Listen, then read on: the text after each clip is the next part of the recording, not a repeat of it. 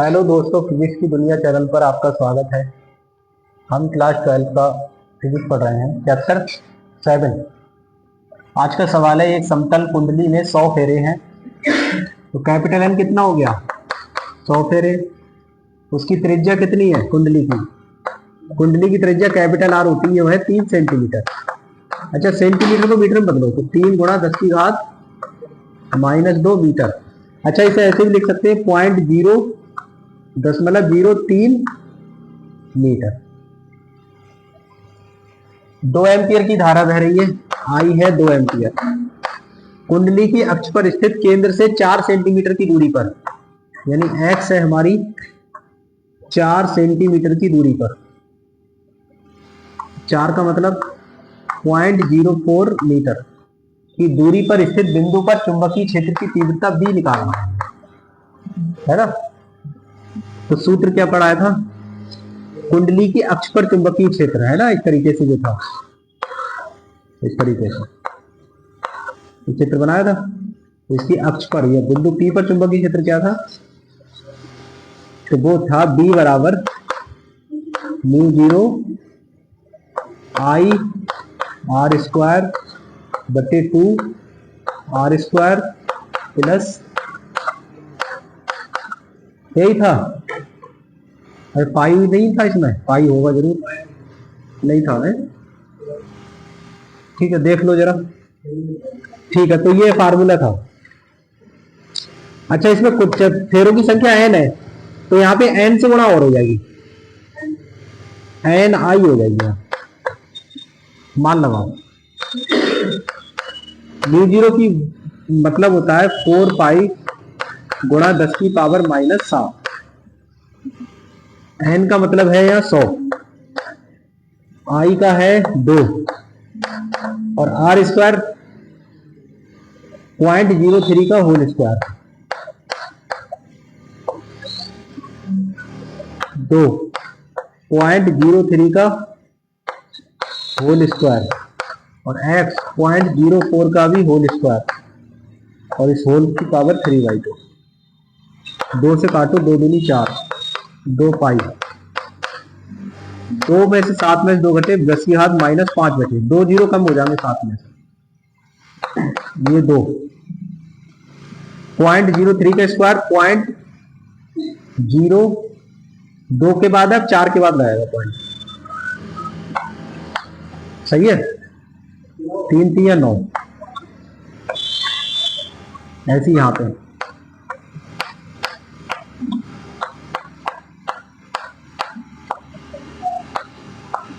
4 चौक 16, 1 2 नहीं,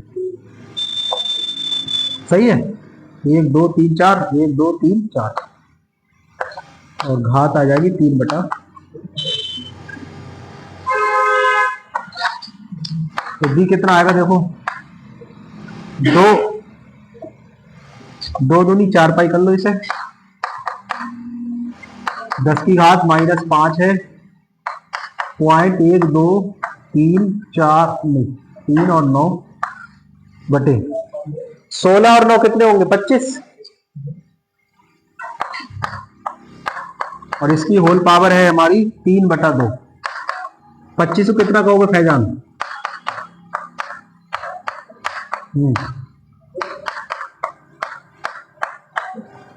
25 को कहोगे 0.05 का होल स्क्वायर,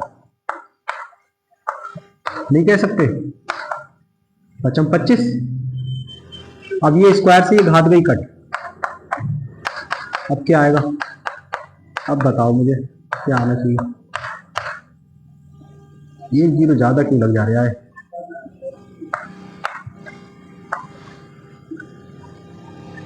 5 ही 25 25 पंजे 125, 2 के बाद है पॉइंट और है घात 3 है, तो 6 के बाद आएगा 3, यहाँ आएगा पॉइंट। अब यहाँ पे देखो, ये पॉइंट खत्म, कितना हो गया? एक पॉइंट की जगह 1 लगाओ और गिन लो संख्या, 1 2 3 4, 1 2 3 4, ये पॉइंट खत्म करो, 1 कहे आएंगे, 1 2 3 4 5 6, 1 2 3 4 5 6, 1 2 3 4, 1 2 3 4 100 आया। 25 पंजे 125, 25 चौक 100।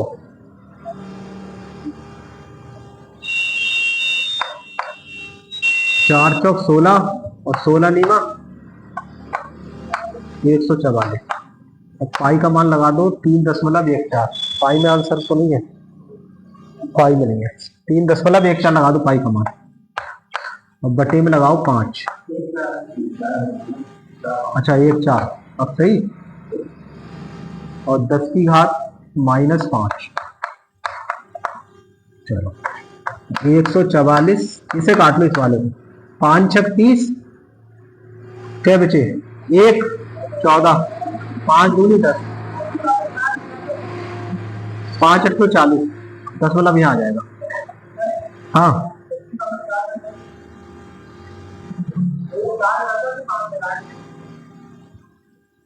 बात वो, ये तो पॉइंट आएगा तो ही पे सही है। अब इसकी गुणा कर लो बस, 10 की घात 5 ही रहने दो। -5, माइनस की 5 है, प्लस की थोड़ी ना है। इसकी गुणा कर लो। 14 छक कितने होते हैं 84, 14 छक 6 चौक 24, 0.6 ही रहने देना। ऐसा करो 144 की 6 से गुणा कर लो। 6 चौक 90, 4 3 गुणा 10 की घात -5। टेस्ला, यही आंसर होना चाहिए। सही है, उतारो। ठीक है, समझ में आया नहीं?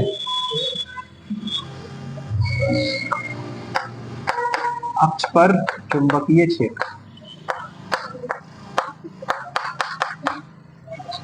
उतार लो। तार से पढ़ाऊंगा। देखो ये सवाल है, संलग्न चित्र में एक लंबे सीधे तार को एक 10 सेंटीमीटर त्रिज्या के लूप में मोड़ा गया है। इस लूप में प्रवाहित की जाती है धारा, तो इसके केंद्र C पर चुंबकीय क्षेत्र का मान ज्ञात कीजिए। तो यहाँ पर इस चित्र को देखोगे तो एक ये लंबा अनंत लंबाई का सीधा तार है और एक ये कुंडली है। तो इसमें दो चीजें हैं, एक तो है ये कुंडली है ना, या लूप कह सकते हैं या वलय कह सकते हैं। तो एक कुंडली हो गई और एक क्या है अनंत लंबाई का तार हो गया। तो सबसे पहले अनंत लंबाई के तार की बात कर रहे हैं। अनंत लंबाई के तार के कारण C पर तीव्रता कितनी होगी, C पर चुंबकीय क्षेत्र कितना होगा, जिसे कहते हैं B1। तो B1 कितना होगा, देखो B1 जो होगा अनंत लंबाई का क्या पढ़ाया था अभी, μ0 I बटे 2 पाई D और D चलो μ0 I बटे 2 पाई D। तो यहां पर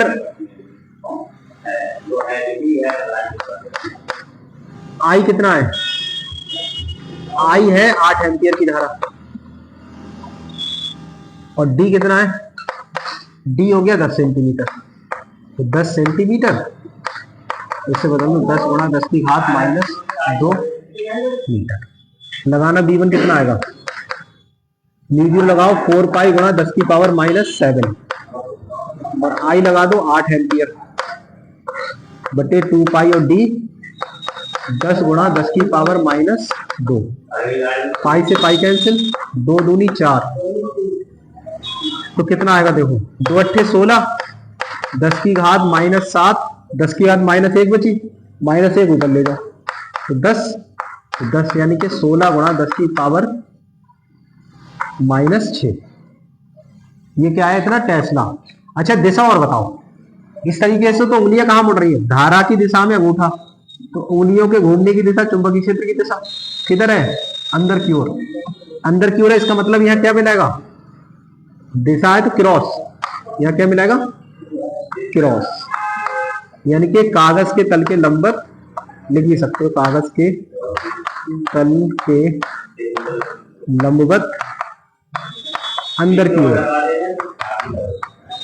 ठीक है, अब निकालो किसके कारण, लूप के कारण, किसके कारण? लूप के कारण।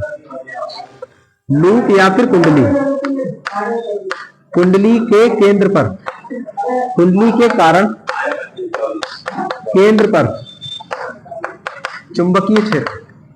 तो कुंडली कारण चुंबकीय क्षेत्र कितना था बताओ? V2 म्यू 0 I बटे 2A 2R था।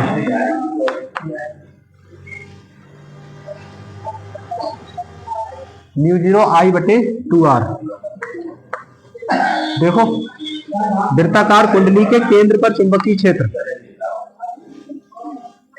म्यू 0 की वैल्यू होती है 4 पाई 10 की गुणा -7, I हो गई 8 बटे 2। R जो है, R ही D है, D ही R है, वो सब एक ही है, ठीक है। यही D है और यही क्या है? R। तो R क्या हो गई यहाँ पे? 10 सेंटीमीटर है। R जो है वही D है और ये है 10 सेंटीमीटर, यानी 10 की घात -2 मीटर, मतलब 10 की पावर -1 मीटर। तो 10 की पावर -1 लगा दो, 2 दूनी 4, मिला नहीं, 3.14 पाई का मान लगा दो और 8 हो गया। यहां उससे कोई फर्क नहीं, -1 ऊपर जाके हो गई प्लस की 10 और गुणा 8, नहीं 8 तो लिख लिया मैंने।